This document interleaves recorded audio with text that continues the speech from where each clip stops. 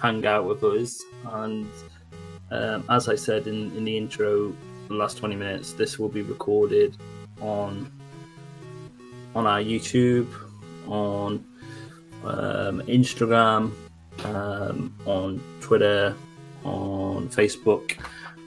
So, you know, please go back, guys, if you don't watch along, and you can watch it back, basically. We can't see you, John. It's all audio, my friend. So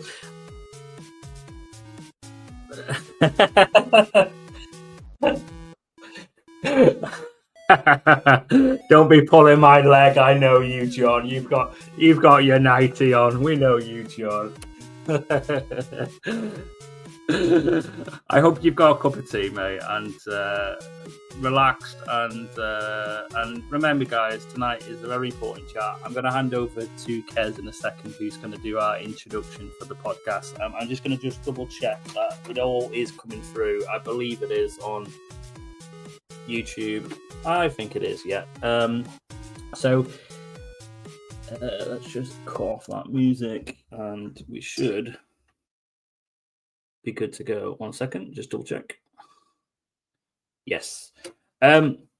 So before I just hand over to Kez, a big thank you to the Diabetes Chat hosting team, Kez and Claire and Kirsty and Rich and Philippa and Mary. And thank you for all your support in tonight's chat.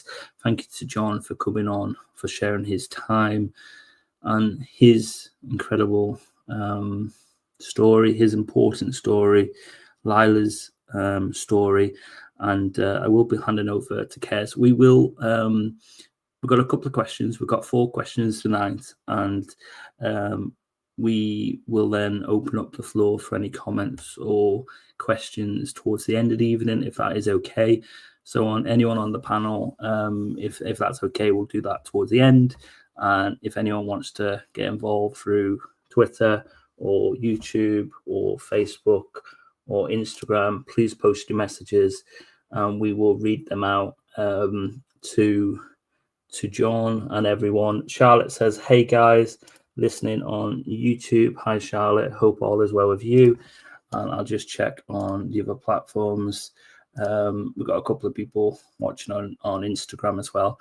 So thank you, John. And I'm going to hand over to Kez to introduce tonight.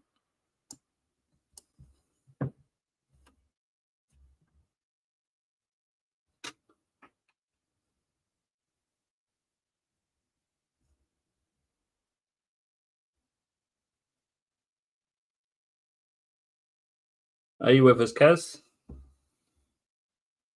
Can you hear us? Good old technology.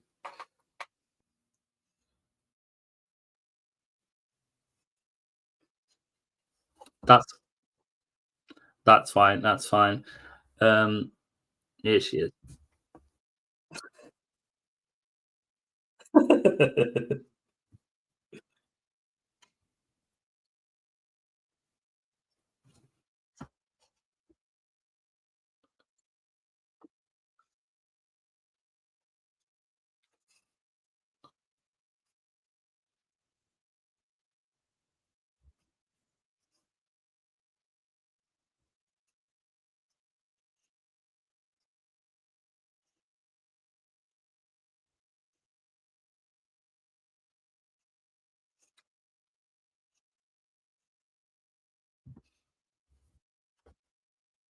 You know, for everyone, tonight's conversation touches on a very emotional topic.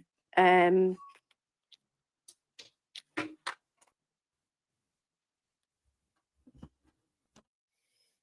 lost her again. Lost her again, Tom. It's okay. Thank you. I'll take over for a second. So yeah, tonight's chat is going to be very emotional, but we know it's very important. And just, you know, as a gentle reminder to everyone listening now or listening back, you know, it is going to touch on the very emotional topic of Lyla's passing. And if anyone in this evening, you know, feels it's a bit heavy or it brings up anything, please do not hesitate to speak out. Go speak to a friend, a family member, a support network, anyone in the community. Us here at Diabetes Chat, please send us a message offline. No one should feel alone. And we're really grateful for John for your time to come tonight, and thank you for coming. Thank you very much for having me. That again, I'm honoured to be on this chat. I know you are a lot of cool cats. I've seen the work you've done, particularly through COVID and things like that, and you helped keep a community sane, as sane as possible, under such trying circumstances. And you deserve all the credit you get, folks. You really do. So it really is an honour for me to be on. Thank you. You're very welcome, John. I'm just checking, Claire, can you hear us? So I just got a message. I can hear you, Tom. It's come back on. I don't know what's happened. It just threw everything off. Don't worry. I think Kez went as well, but Kez is back. That's fine. I'll let you bring Kez back up to the panel. Technology is not being our friend tonight, but it should hopefully be working. So, John, honestly, again, thank you for coming on. I had the great honour of meeting you a couple of weeks ago, which, we've been talking offline thanks to Kez for connecting us up. And, I got to see you in person a few weeks ago. We had a drink together and a fantastic chat. So thank you. So let's kick on tonight's chat. And what I want to start with, if it's okay with you, John, is can you kindly introduce yourself to everyone listening and tell us a little bit about Lyla, please? Okay, yeah. Well, as people may know, my name is John Story. I'm from Hull. I am a rehabilitation officer for visually impaired people in the community. I was a father of two. I'm married to my lovely wife Emma. In relation to Lyla, what I can really say about Lyla was, she was 2 years old. She was ever so kind, caring, sharing, passionate. She loved all living forms, whether it be a spider or or a squirrel or a cat. She loved all nature. She loved pink and yellow roses, and she adored sunflowers too. She was articulate. She could count well into her 20s. She you asked her to say a word, she could say it. The only one she ever struggled with was giraffe. If I could say, can you say disappointed? She could say that, but she couldn't say giraffe. Must be a really hard word for a young kid to say, right? But she was cheeky. She loved playing hide and seek. She always looked at her daddy for approval when it was something that was a little bit borderline. Think, have I done something naughty? He looked at me and give me a little smirk. She was she had lots. She also had a very sassy side to her as well. She was really good at sussing people out before she let them in. And she was very independent too. Fiercely independent, and I really don't know she got that off right, but but she was the perfect blend of me and Emma, and she completed us because obviously we've got our son Jack as well. Jack's now 5, and obviously he's been deeply affected by this, but kids are resilient to carry on. And sometimes when he sits with me, I do say to him, sometimes he says, "Daddy, I'm sad," and I'm like, "It's okay to say that, son. It's not a weakness, But yeah, Lyla was fit as a fiddle. She loved bouncing on a trampoline. She loved going to the park. She loved going to farms. She had beautiful blue eyes, lovely blonde hair. She was amazing. Thank you, John. Thank you, mate. Yeah. beautiful, beautiful soul. It's lovely to hear all the amazing things that she was, and Charlotte says on YouTube, you are a father of two, John. You are, and you forever will be. And she'll be looking down with huge pride at you and Emma and Jack and the Type 1 community as well. But thank you for telling us a little bit about her. It's so important that you started the night with that, isn't it, Kez? Hopefully we've got Kez back on the line. Kez, can you hear us? Yeah, absolutely. I think it's really important to know a bit about Lyla and what she was like as well, and a bit about family life. It's really important. Hopefully things are going to be okay now. My connection will be stable enough, but we'll see. Have you put 50p in the meter, Kez? Well, yeah, we'll give it a go. We'll give it a go. So, if we start with John, if it's okay with you, can you tell us Lyla's story? Yeah, of course, yeah. So Monday, April the 28th, it was a normal day. We put Lyla to bed in her cot, and during the night she woke up. She often got unsettled in the night. She wanted a bobo, she always wanted a bobo in the night. And as she woke up, we checked on her because she seemed a little bit unsettled, and we noticed that she got rosy cheeked, and she got quite sniffly. Anyway, Emma checked in her mouth, and it appeared that her back teeth were coming through. So give her some Calpol. She got up Tuesday right as rain. She only just started the 2-year-old provision at nursery. So bearing in mind she'd only been there 4 days already. So we thought, well, she's mixing it with the kids. She might end up getting something eventually anyway. When she came on Tuesday, she was absolutely fine. There's nothing wrong with her. She was still a bit sniffly, a bit rosy cheeked. So again, just do your due diligence, give them Calpol. She went to bed. Again, in the middle of the night, she woke up for a bottle. She did this from the get-go. She always woke up in the middle of the night for a bottle. So there was nothing untoward around that. But she, that night, I fell asleep downstairs that night, and I woke up in the early hours of the morning. I went to bed, and I noticed the bed was damp. And now it often did become damp because what used to happen is she'd have a bottle, and then the bottle would go next to her, and then it'd be peeing out milk, and I'd be like, "Oh God, this bed's solid." But it turned out when I felt something, I thought, "Oh, she's pulled the bed," and I thought at the time she had diarrhea. Emma tells me in the morning she had a large poo. Sorry to be a bit graphic. And then all of a sudden, she got up on the Wednesday, again, fine, had a bit to eat, had some juice, went to nursery, came home, and I was still working. So Emma took the dog out with our Jack, and Lyla was sat next to me.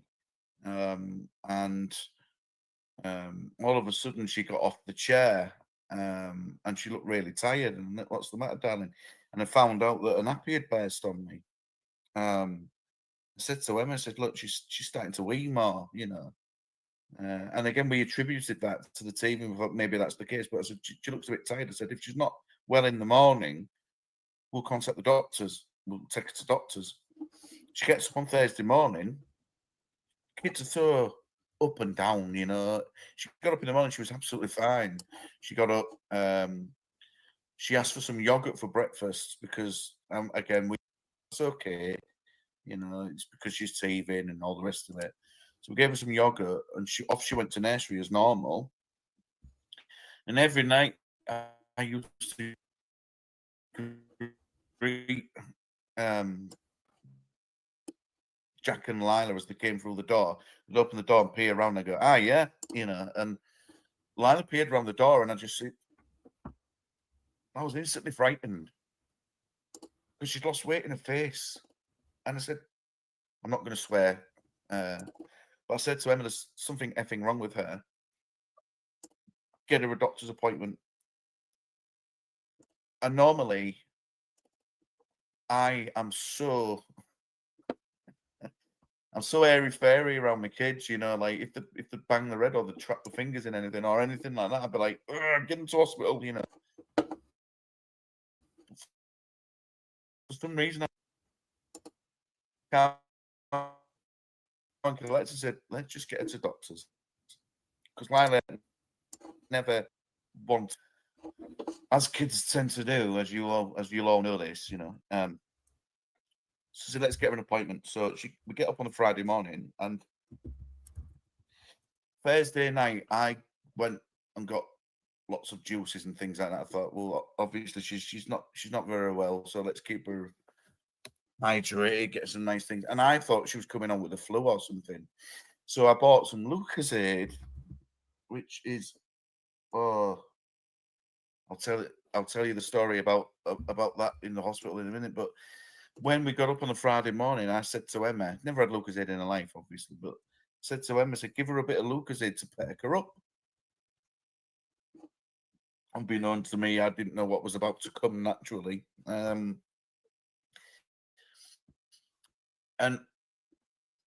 before Emma went off to work, and I always had a golden 10 minutes with the kids. And Lila was like holding her hands out to me, wanting me to pick her up and cuddle her. So I picked her up and cuddled her, and she was sick on me and her. And I was like, that's not like you, Lila. Even as a baby, she wasn't sicky. So I changed. And then my mum took her to her house while we secured an appointment. And we managed to get her in at a 22:11 appointment. And my mum was present with Emma at the appointment. Now, when Emma made the initial call, she was more concerned about that she was holding her ear and holding her head. And she did say that she's drinking plenty. But by the Friday, she was asking for water. So during the appointment, Emma obviously was sat down in the waiting area with my mum and Lila. And as soon as Lila got called through, Lila was sick. And my mum pointed out to the doctor, said that's the third time today she's been sick. We now know that's a sign of type 1 in young people. And got called through to the appointment, and she was really lethargic in the appointment. She was like practically nodding off in the appointment. And then, so by the time we'd sat down and had the face-to-face, Emma and my mum reeled off. She's having more wet nappies. She's drinking, asking for water. She's lethargic. She's not been her usual jolly self. And she's lost weight. She seems to have lost weight overnight. So I think what the doctor's done is just gone in one ear and out the other. She's looked at the care navigator's notes, and she's just gone ahead and checked her vitals. Her pulse is a little bit fast. That'll be okay if she's got a virus, sort of thing. And I'm like, well, now I'm thinking it in the back of me, because I spoke to a medic after Lila passed away, a friend of mine who's a medic. And when your pulse gets faster, that's the sign that you're going into diabetic shock. Checked her ears, checked her mouth, checked it again. She said, I can see some white spots on her throat. She's and she decided that she's got tonsillitis. She said, I'll give you enough for 2 weeks worth of amoxicillin, so you can go on holiday on Thursday with it. If she doesn't pick up in 24 hours, call 111 or take her to Children's A&E. So obviously I was doing a mobility session with someone in the community, and I said to that person at the time, I said, look, I can't. I said, this might be a bit unprofessional, but I'm waiting for a call from my wife. My daughter's not very well at the moment. He's like, that's fine, mate. You know, so anyway, get the call, tonsillitis, and I think, thank God, that's probably why she stopped talking on Thursday night. You know, so we made a decision over the phone that on the Friday night, which was May the 1st, that Emma would take her up to bed a bit earlier, with her in bed in our bed, and that I would sleep on my recliner downstairs, which we did. I took Lila up to bed at just gone 5:30 with Emma, and as I was taking her up the stairs, she was calling out for her mother. And because of the diagnosis of tonsillitis, it changed our perceptions of care. Because we didn't know anything about type 1 and there's no history. I mean, we know now that you don't need to have a history to get it. I mean, over 85% of newly diagnosed in the UK are brand new to it. The babies to it, you know, there's been no family history. Although, it can run in families as well, obviously. And we just thought, nice one. She's talking again, and the drugs are working, you know. And so I gave her a kiss on her head and said,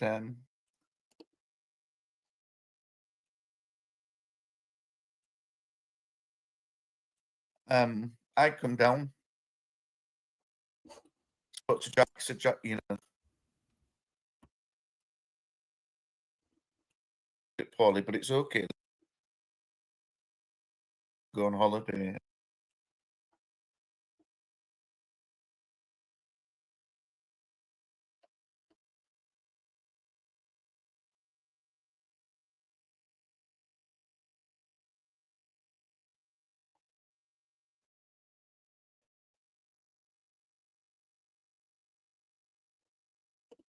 How's she doing, love? You know, she's okay. She's just making the temperature's fine. She's breathing okay. She's making a little R noise though as she breathes out. It's like, and again, we attributed that to that she's saying it's my tonsils. You know, my tonsils are hurting. None of that come up. How you pronounce it? So I went downstairs. Fell asleep. During the night, Emma checked on her at 10 o'clock. Temperate as usual, breathing okay. Checked on her again at 1:45 in the morning. Bearing in mind they were in bed together as well. Still the same, apparently. Well, not apparently, I know, because that's what Emma told me, and I trust her explicitly. And I came quarter. I was laying on the bed.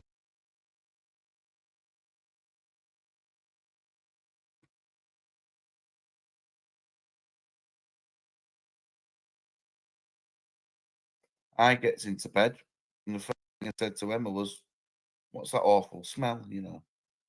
And she said, "Oh, for me, I'm getting a cold. It'll be bad breath." I said, "No, that's not you." And the next thing I know, I felt something cold on my back, and at first I thought, "A bloody bottle." And as I tried to look for the bottle, I felt something, and it was her arm.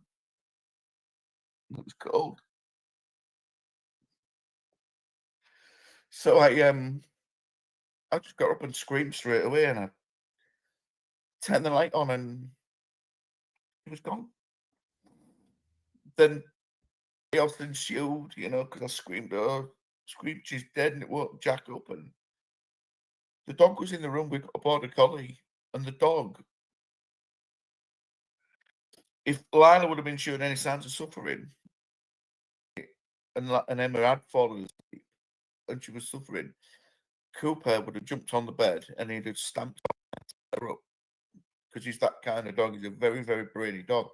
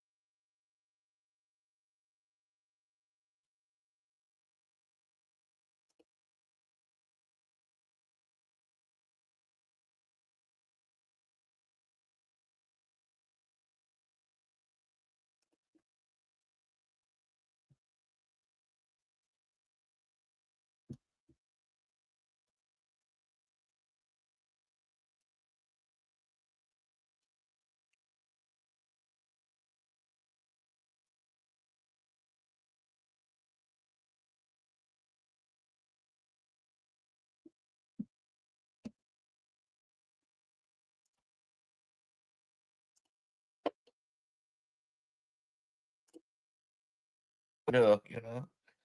And we got to the hospital, and whilst in resus, we was getting moved from pillar to post, room to room. I didn't know what was going on, and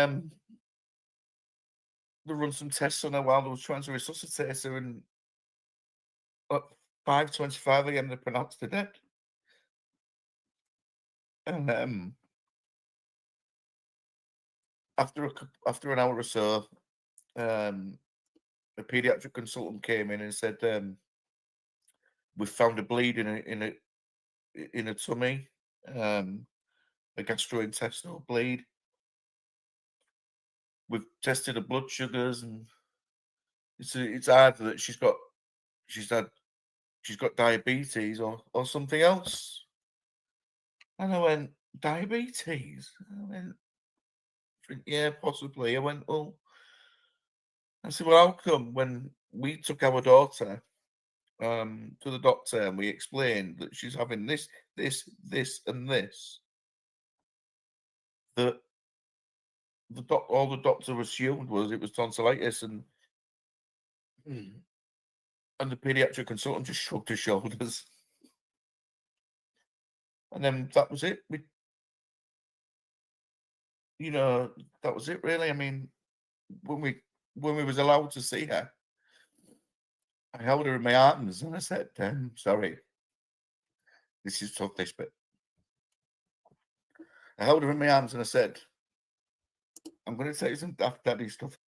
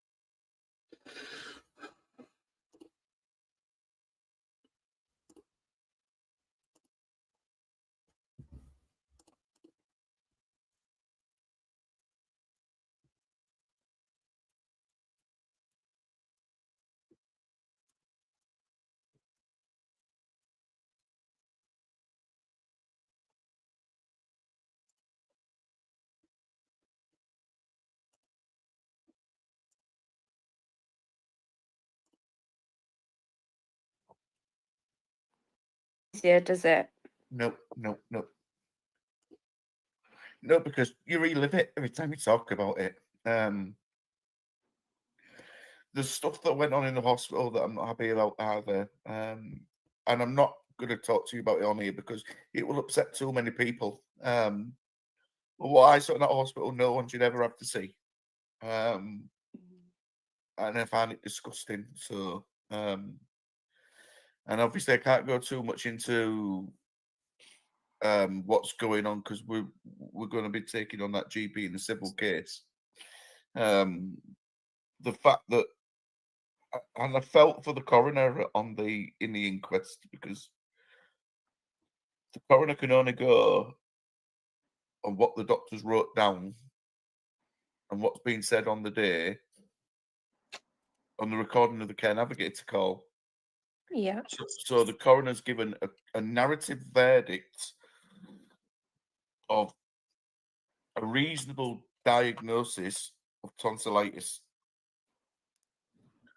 So that, to me, I work with visually impaired people. So my job is I restore the skills of people with visual impairment. So I'll help them cook in the get them to cook in the kitchen independently again.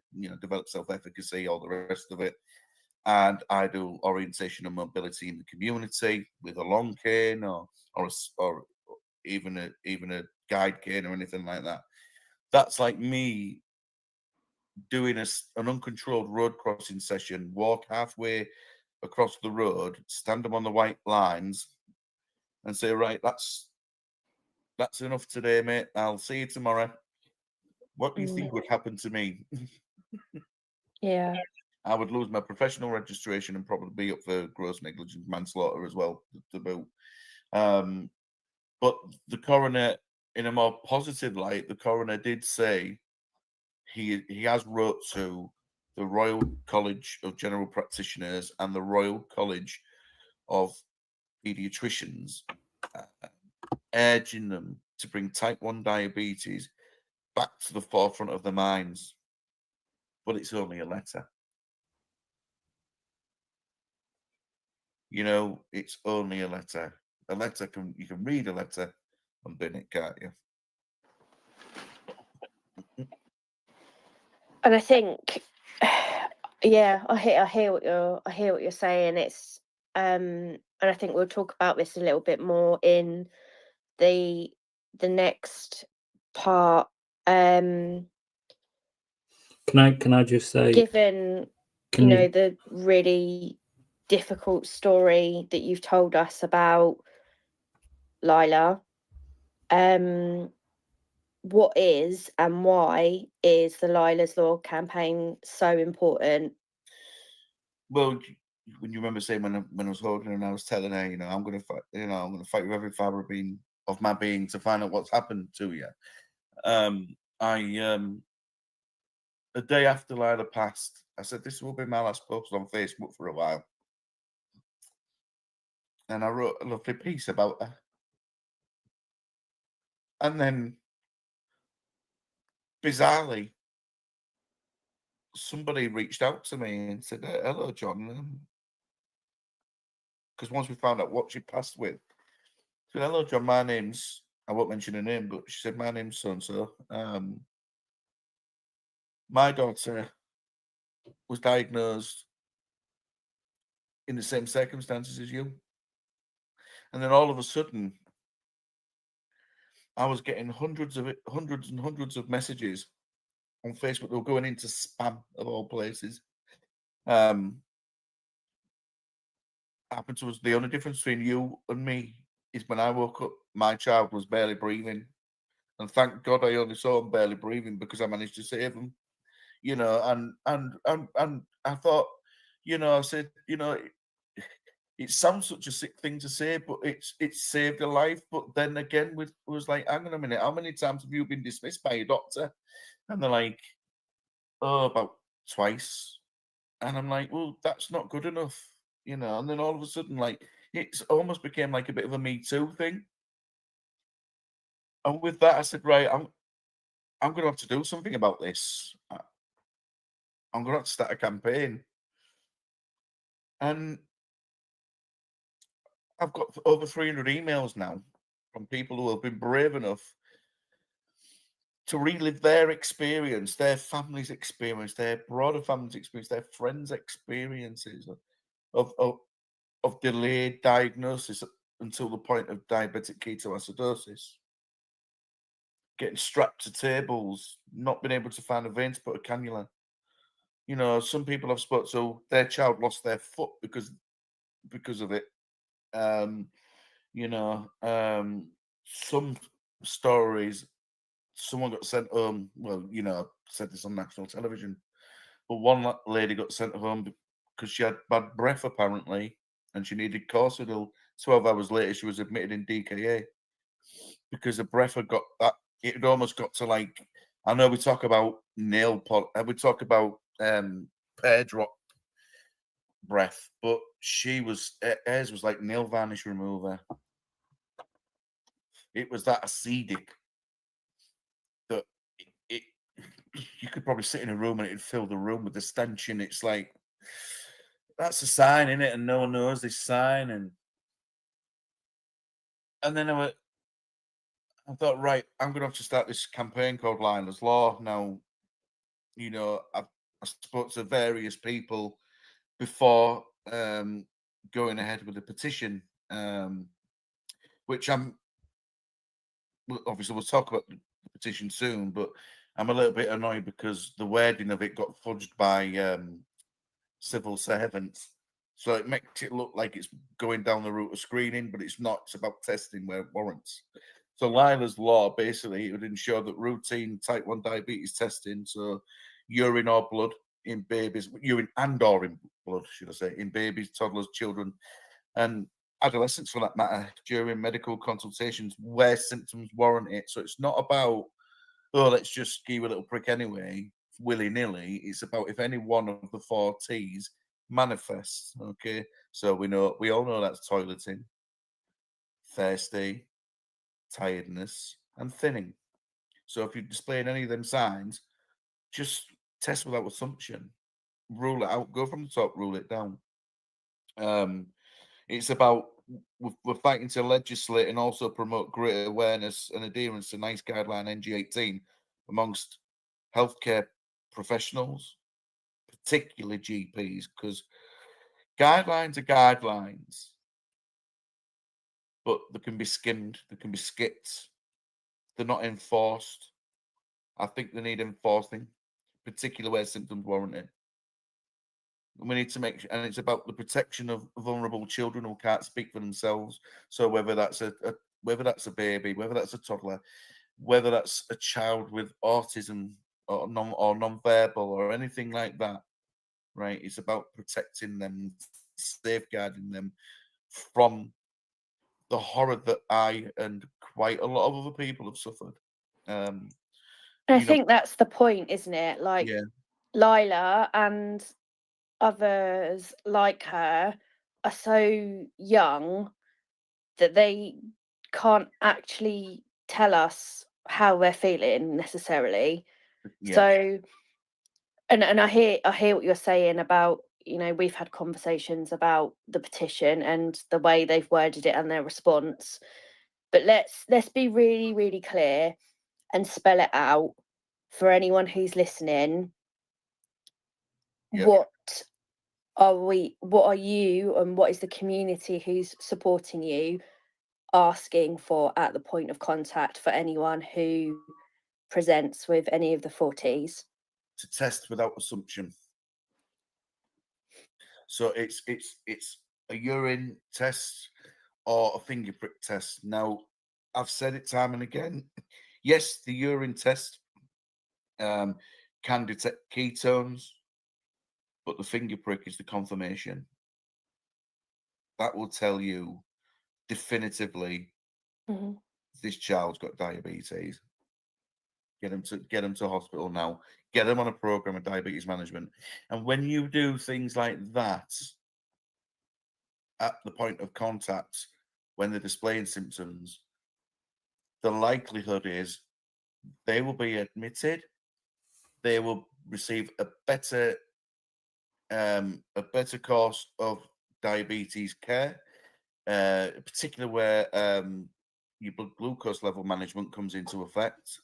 It makes it easier to manage. It eradicates physical harm on the patient. So, as we all know, that when you are diagnosed in DKA stage, not everybody comes out the woods. Some come away with organ failure. They come away with developmental delay.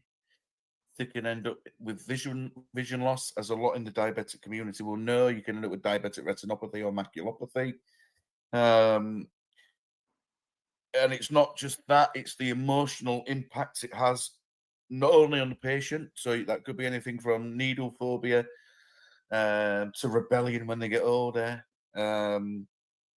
depression, anxiety, but the emotional impact it has on immediate family, wider family, friends, the social impact it has on that person, and indeed the families, because you've got to remember, especially when a child is so young, that can become a full-time job for a parent. So the impact is palpable. So if you eradicate this at the point of contact and treat parents with respect, for God's sake, as well, because the stories I get from people about how GPs are so dismissive, it won't be, it won't be diabetes, you're too young. Garbage. It won't be diabetes because it doesn't run in your family. Garbage. It won't be diabetes because you're too fit. Garbage. Oh, he or she needed to lose weight anyway. Garbage.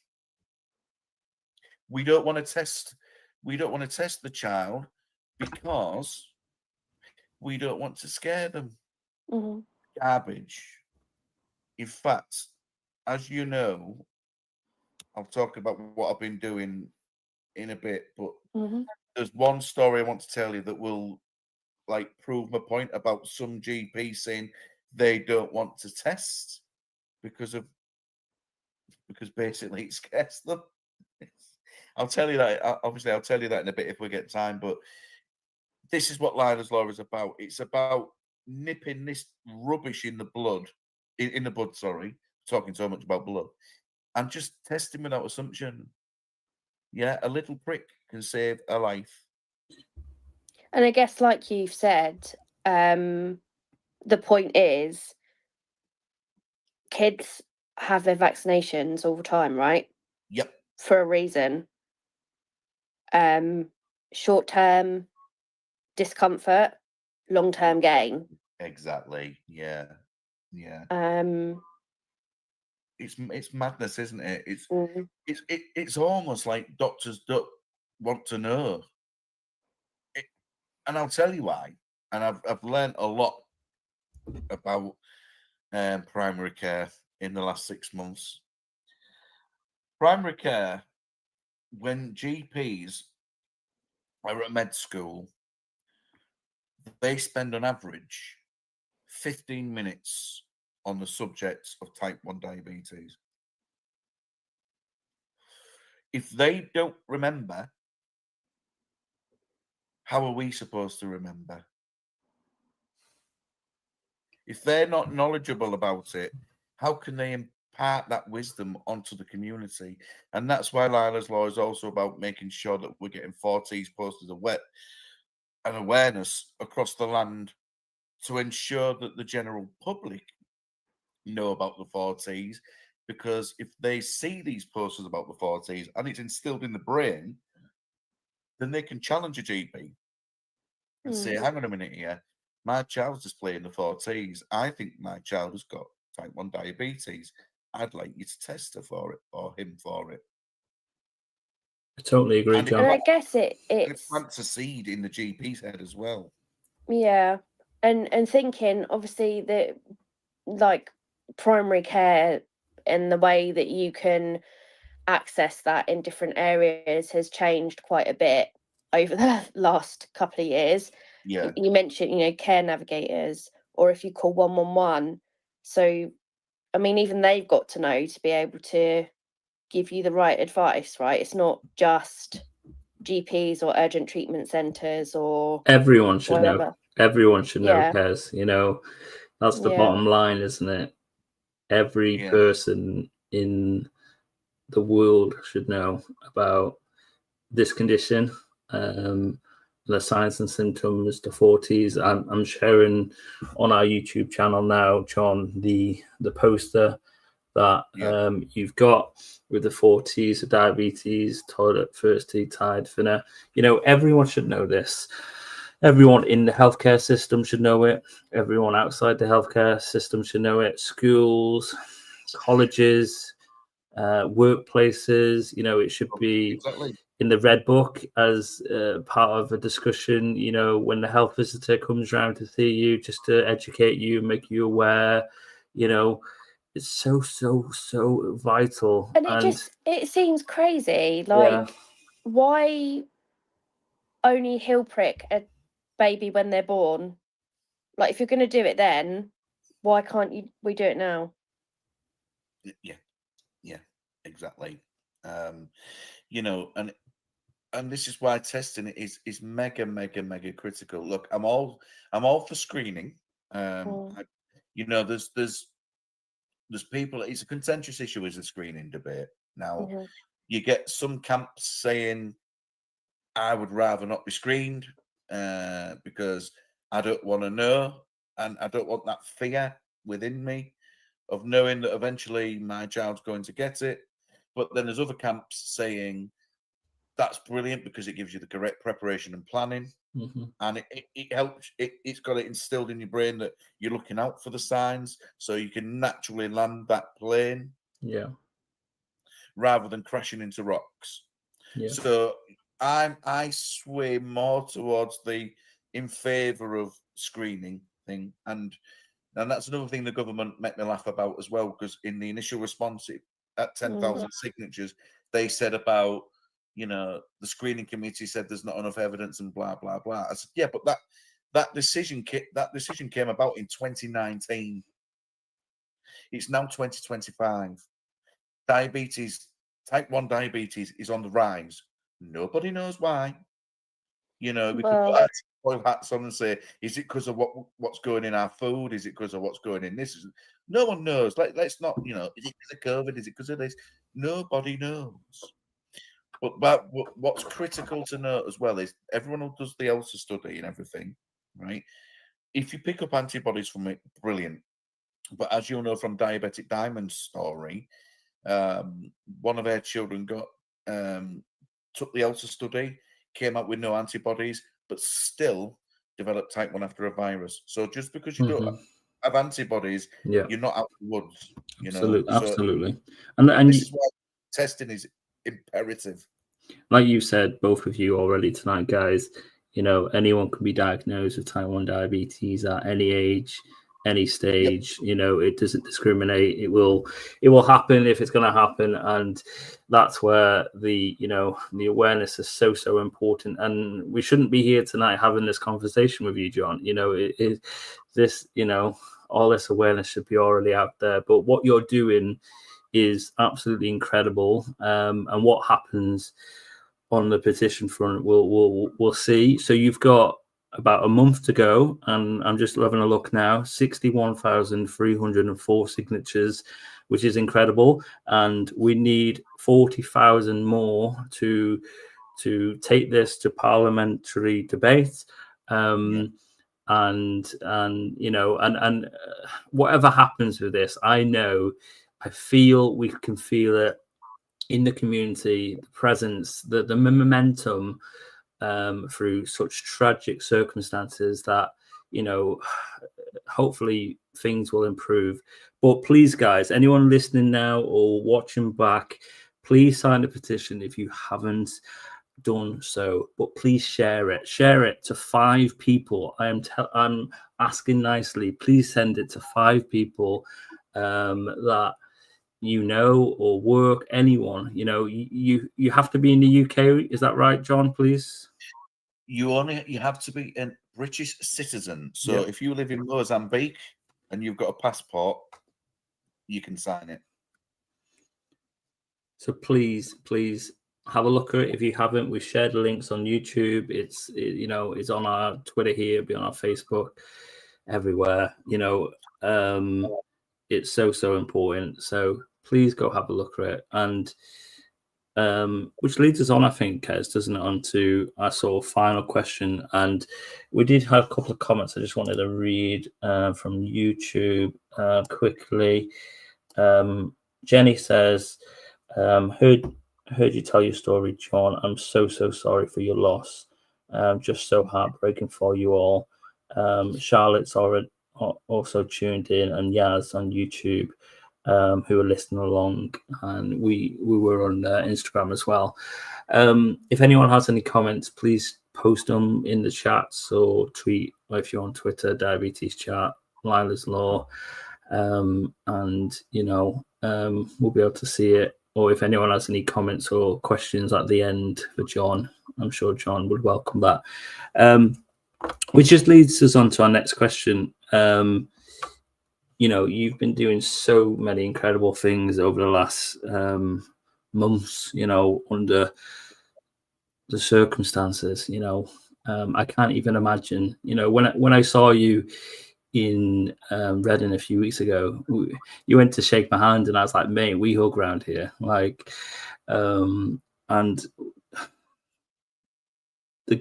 what you and Emma and the whole family and friends are going through right now is, we're with you. The Type 1 community, the diabetes community are with you, my friend, and we'll be there every step of the way. And I just wanted to just take a moment to look at some of the things that you have been doing, because we are proud, the community. Hopefully you and your family are proud, but also Lila, she will be looking down, John, and she will be so proud of you and Emma and Jack. And could you just share a little bit about some of the stuff that you have been doing, because it's just pure magical. Yeah. Okay. Well, thank you so much. And the reason I shook your hand, Tom, was because I'm in awe of the incredible work that you have all done over the years. And I've seen a gentleman in the chat there who I'm also in awe of, James. So first thing I'll tell you is I'm currently about 6,000 emails into sending to GP surgeries across the United Kingdom. Just asking the simple question: do you have blood glucose monitoring kits in stock for pinprick tests? Do you have urine dips for keto detection? And critically, are you displaying these posters about the 4Ts? My thought process around the 4Ts is, it's such a wonderful slogan. But I have always found, through speaking with people in the T1D community, it's very tribal in essence. Only those directly and indirectly affected by the condition know about the 4Ts, and the general public don't really know about it.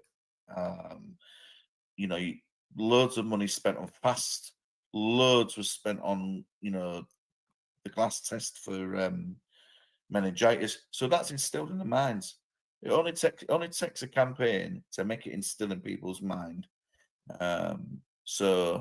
And the reason I thought I'd start with the emails thing is because, as James will know, I've already spoke with a lovely lady called Nicole, and I gave a talk to a GP surgery in the Leicester area. I have to take my hat off to Team Leicester, because they are so proactive around T1D. It's unbelievable. And that's a testament to people like you, Nicole's and you, James's of this world. We need more of you in the world, in healthcare. And the other reason I said, look, I've got a bad story, which I was very, very nice about. I responded very diplomatically, but their response from, have you got this, have you got that, have you got the other, I got a reply saying, further to your email. So there was no good morning, good afternoon, John, or sorry for your loss, John.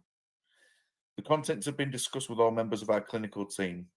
in response to the questions raised. Blood glucose monitoring kits in stock. Urine dip tests for ketone detection in stock. A poster about the 4Ts. If not, why not? Kind of thing. And it was felt by all members of the clinical team that I'm assuming the symptoms, covered so many differentials and raised undue concerns to parents and increased inappropriate blood tests in young children as a result of this worry, which we feel would undoubtedly create negativity at an early age towards attending practice. As a practice, we have an in-house diabetes nurse specialist. Woohoo! And are actively considering diabetes in young children. Should this come out as a national program and a campaign, we would support it. So the first thing is, kids don't ring up for an appointment. Your parents do. So whether kids are scared to go to doctors or not, your mum and dad will drag them there by their ear anyway. So that's garbage. And the national campaign thing made me laugh as well. So I replied very, very diplomatically, "Good afternoon, X, and thank you for your reply. The posters are intended for public display to help raise awareness of the symptoms of type 1 diabetes among the general public. They have been thoughtfully designed and are freely available through Diabetes UK. Lylas Law is a national growing campaign supported by Diabetes Clinical Leads, Breakthrough T1D, Diabetes UK, DRWF, and endorsed by MPs across the UK. It has received over 300 direct emails, thousands of public comments, recognition from the Quality and Care Awards programme, and a petition that currently exceeds 57,000 signatures. Current UK data shows that between 38 and 45% of children under 5 are diagnosed in hospital with diabetic ketoacidosis, a life-threatening condition. Early recognition and testing are critical. A simple dip test in a nappy or a urine sample from a child out of nappies can detect ketones in seconds with no distress to the child. If ketones are present, a quick finger prick blood test can confirm diagnosis, saving a child's life, improving long-term diabetes management, and reducing thousands in cost to the NHS. Thank you for your support in efforts that prioritise public education and early intervention. Your engagement helps us ensure that no child is left undiagnosed until crisis point. With warm regards, Mr. John Story." So that was that one, because you get a mixed bag of responses, and I thought it's right that what I need you to know is, and the reason I brought Nicole and James up is because I'm not demonising all GPs, right? There are some good doctors out there that think about things, that think diabetes, yeah? So I got an email from a lovely GP. It was just entitled, "It Doesn't Fall on Deaf Ears." Dear John, I am so sorry to hear about the loss you have experienced. I would like you to know that diabetes is always on my mind, but even more so since I watched you on a morning news program recently. Just this week, I had a child come to see me. That child only woke up with a sore foot, nothing to indicate diabetes. It didn't add up. I checked their urine. It was a new diabetic child. I would like you to know that your ongoing fight for awareness doesn't fall on deaf ears. Perhaps your news appearance was that voice I listened to, and in that time of uncertainty, the young person is luckily okay. All the best to you and your family coming to terms with your huge loss. Thank you for fighting your child's corner. Kind regards, Dr. X. And that is why I am emailing every GP in the United Kingdom, because you get good people like that. You get bloody good people like that get it, you know. And it did make me cry.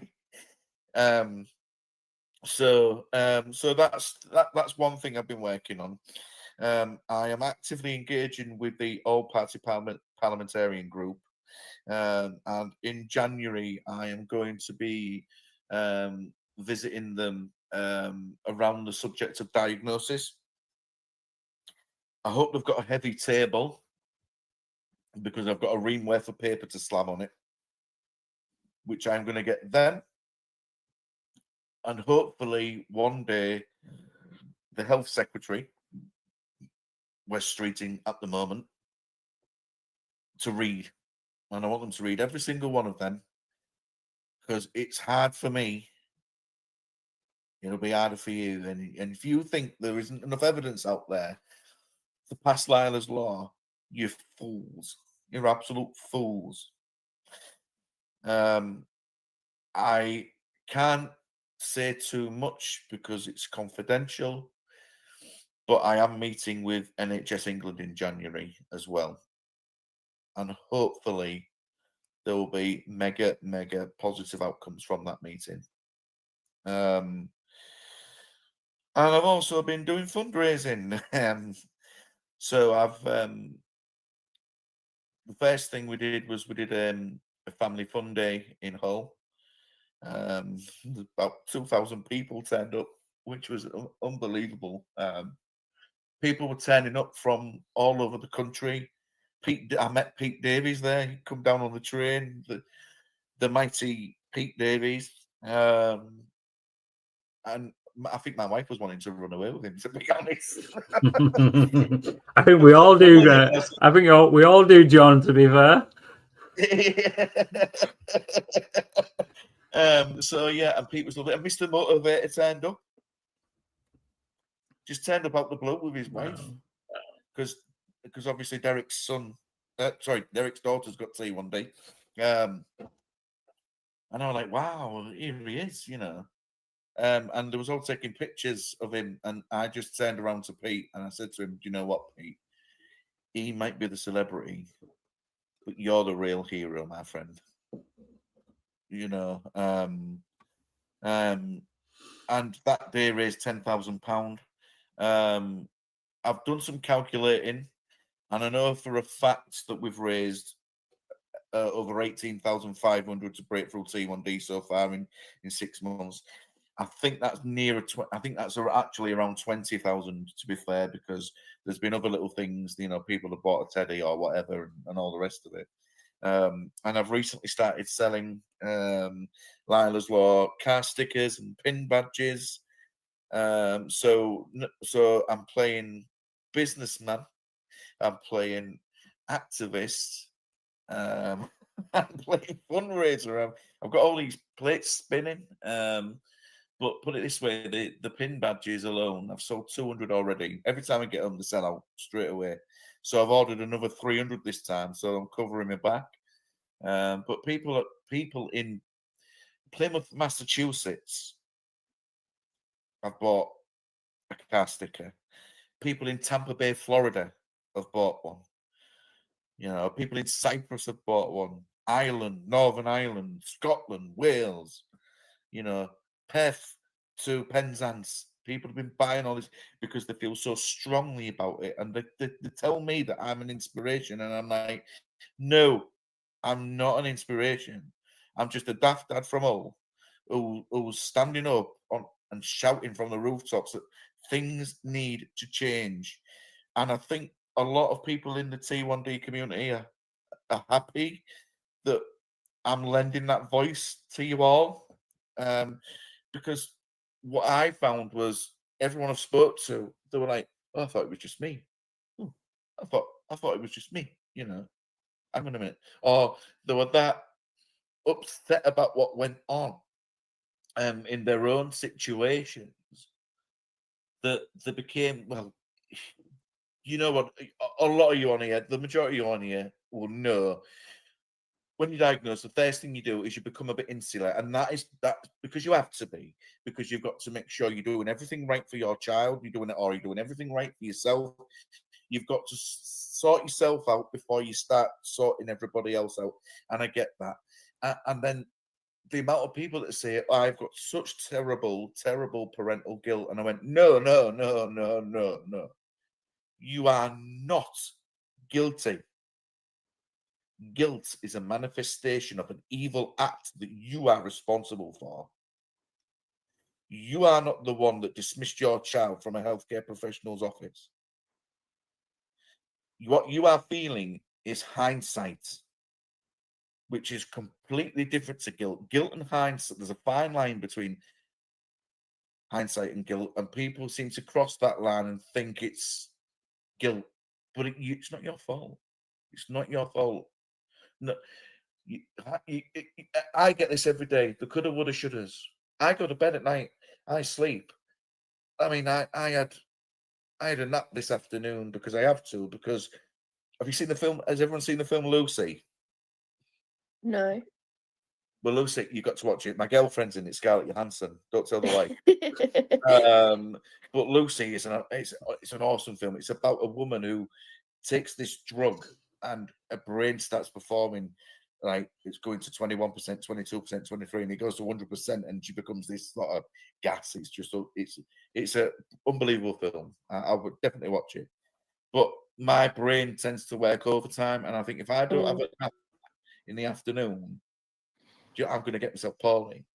So I had a nap this afternoon, and I dreamt that Lina came to me with a yellow nappy.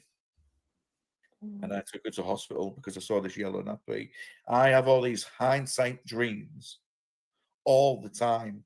And I wake up with such pain.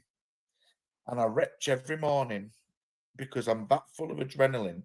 And this is why I've took my heart to this campaign as well, because it helps me drive that adrenaline into change that is so desperately needed. Otherwise, if I don't use this adrenaline, I would just get really, really, really sick.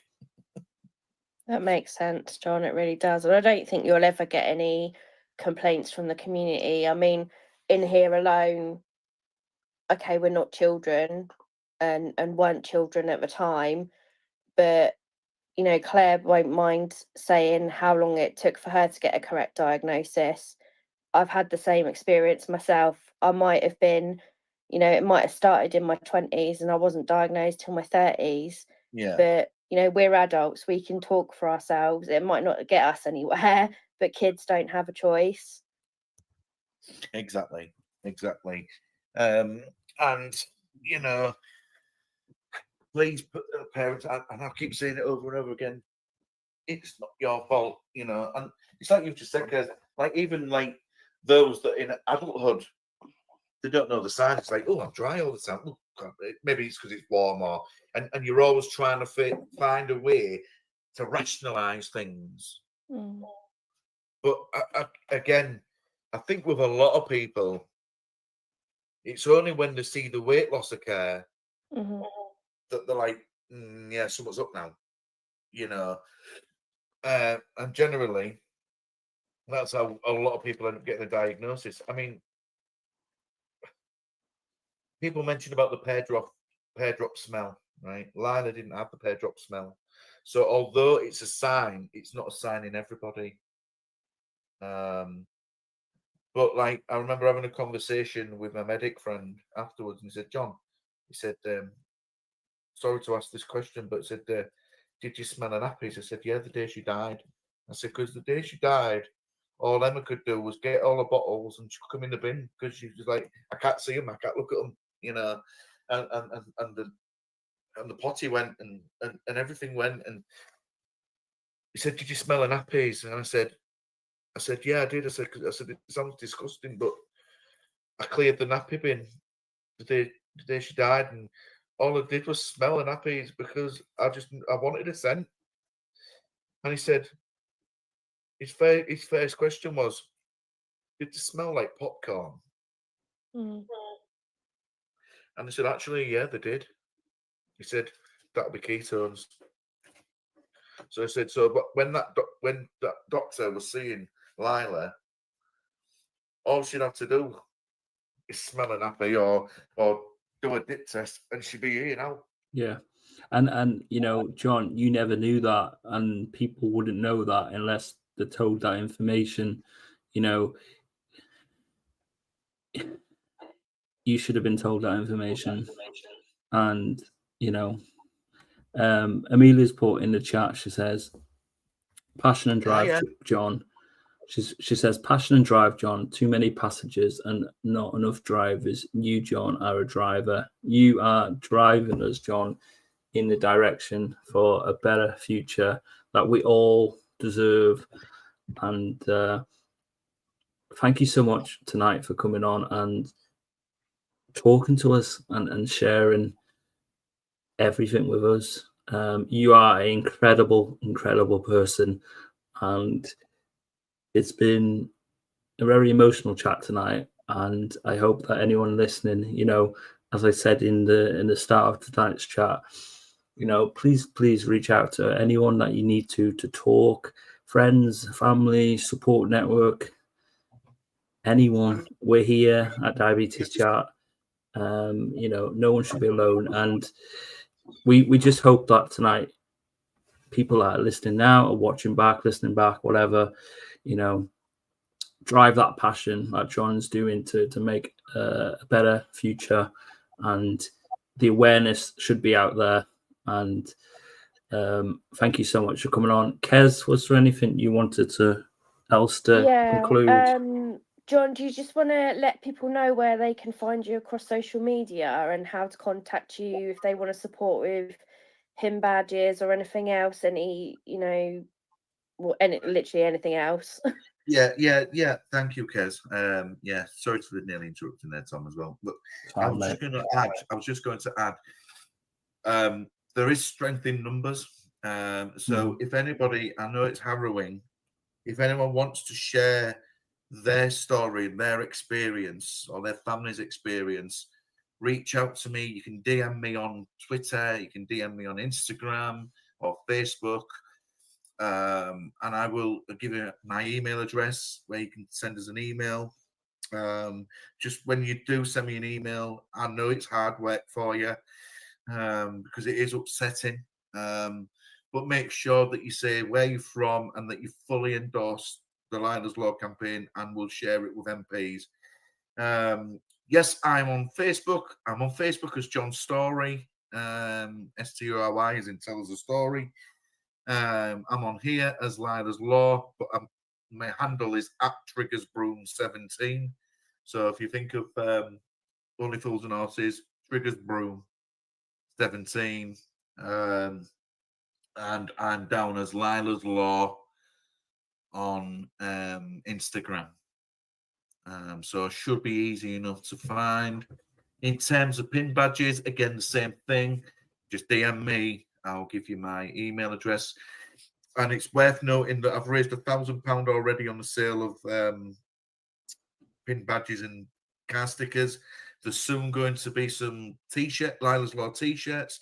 But what I'm going to do going forward with the sale of them is I'm going to donate it to our local kids type 1 diabetes group, Hey Kids, because, you know, I love the fantastic work that Breakthrough do and Diabetes UK and DRWF do, but they took us to, they let Jack come on a pony ride at an equestrian centre the other week, you know, and I was like, this is amazing. What you're doing is amazing for the kids with T1D. It's absolutely amazing. How's your finances? Sort of thing I asked. We've got funds, you know, sort of thing. I thought, well, when I heard that, I was like, well, I've got to do something for these now. I've got to make sure that they're well looked after, because these trips to equestrian centres and here, there, and everywhere ain't cheap. So I want to put something back into the local community, promote the fact that children can have a fun time living with type 1, speaking to other parents to share best practice, things like that, or experiences. I think it's absolutely vital, because we all know that local voluntary charities don't really get a slice of the pie, do they? So I'm putting all my energy into, well, in fundraising energy at the moment into them. I will be, big announcement here, I am next year going to be walking from Hull to Liverpool. So I'm going to be walking from the MKM Stadium, home of my beloved Hull FC Rugby League club, and I'm going to walk to Hill Dickinson Stadium, because me and Lila were both Evertonians as well.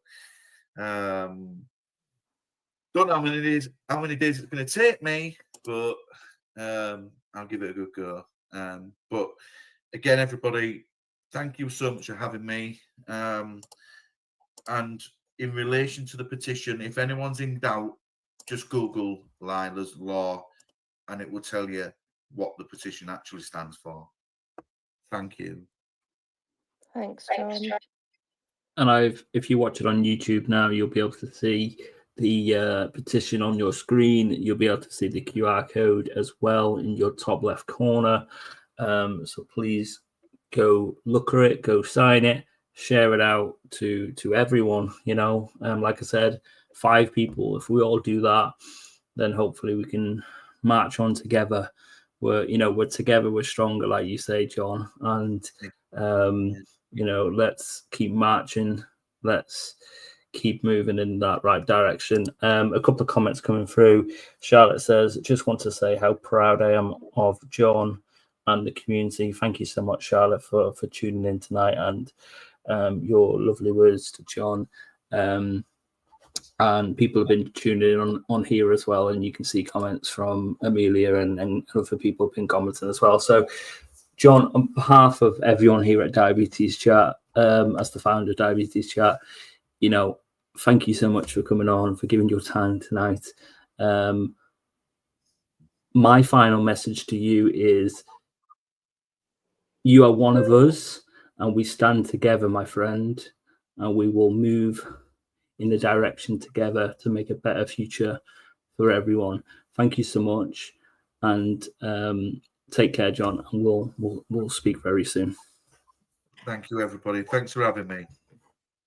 Thank you for coming, John. But before you go, Amelia's jumped onto the speaker panel. Amelia, did you want to say something? Yeah, John, I've not met you yet, but I've been following you, and believe me, I've been doing diabetes for 30 years, and you've touched me in my heart. I can't say how sad I feel that the NHS has let you down, and GPs do not understand type 1, and I've worked in practices for 10 years. And the excuses that they give, I can't check antibodies because I can't interpret them. Well, you don't have to, and the finger prick testing. I've made sure all my practices have got blood keto meters, and since you've been doing your campaign, I've had a good few GPs asking me to do finger pricks on children. So everybody is listening. You might not think they're listening, but they are. A couple of things I just quickly wanted to say, and I'll be quiet because I work in primary care, and I've been an ICB lead, and I hope I'll get that role back and I can do some more work with this. First of all, I think we need an awareness training tool. I know we've got the 40s through DUK, but we need something that we can roll a programme for primary care. I'm just hoping NHSC will support you, but the type 1 community is so important, but unfortunately it's very far removed from general practice, and general practice needs this on their systems, on their checking when patients come through, and it needs to be flagged up as soon as they type in weight loss. I've got so many ideas that I think we could do to support screening in general practice. So one is that, and the other one, John, and this might be a bit too much for you, but to actually have the story impact in writing to be able to share out with GP practices. Oh no, I'm all for it. I think if we can do that, and then obviously share the information that GP practices should be using, I think that might be the impact that you need. I mean, I know you've got the incredible James on here, and Tom. Well, everybody on this call are experts. I think you're all incredible.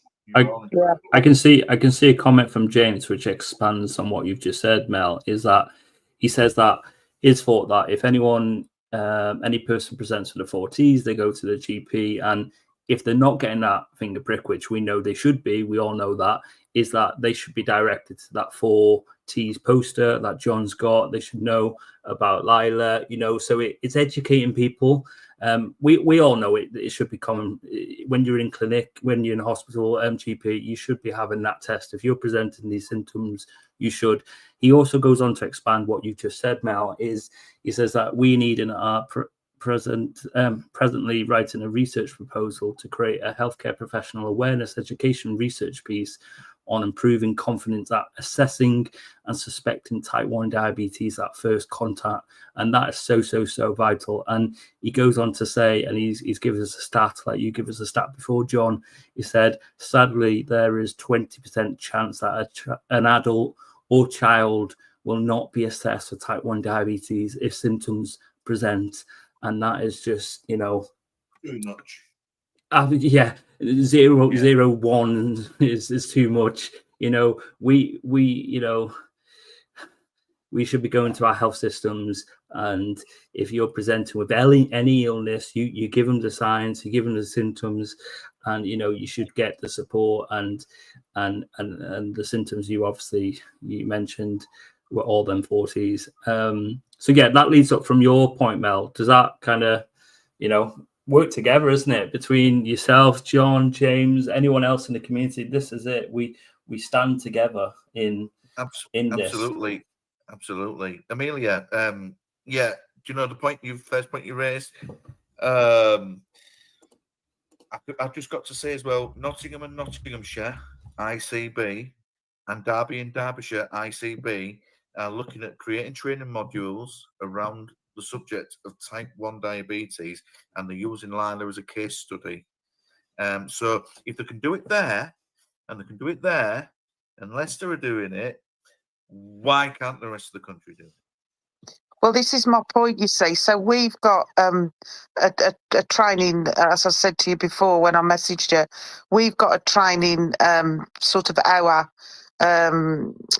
I'm trying to think of what you call it when you've got a lunchtime meeting, sort of from top to toe of symptoms and type 1. And the wet nappies is mentioned in there, which brings me back to you again, John.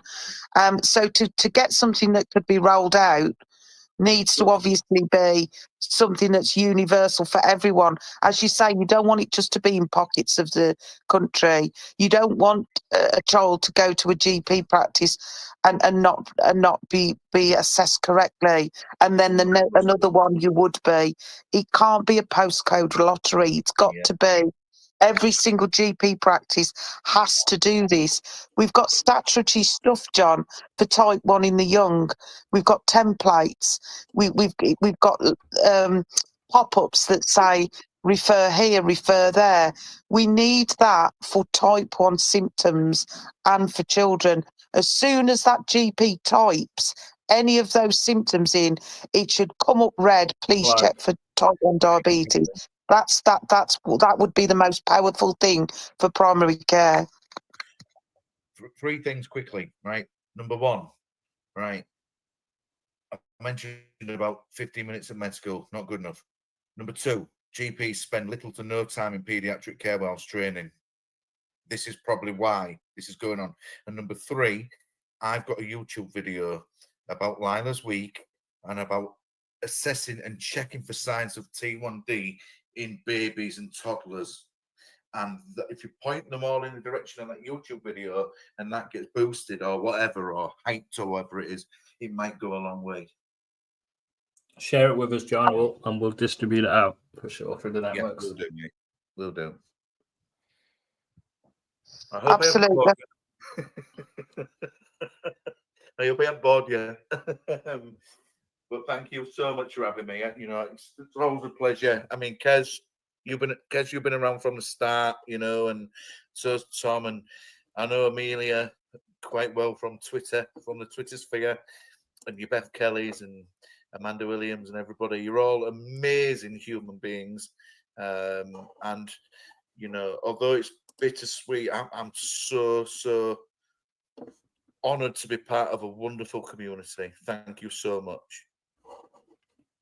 Thank you, John. Thank you, everyone, for listening to tonight's diabetes chat. We hope that you found it helpful. and please remember to raise that awareness of the signs and symptoms of type 1 diabetes. Go out, talk to people about it, educate people, and above all tonight, please go look at the petition if you haven't already. It'll be in the links, and please share it wide and far. Thank you for joining Diabetes Chat tonight. Take care.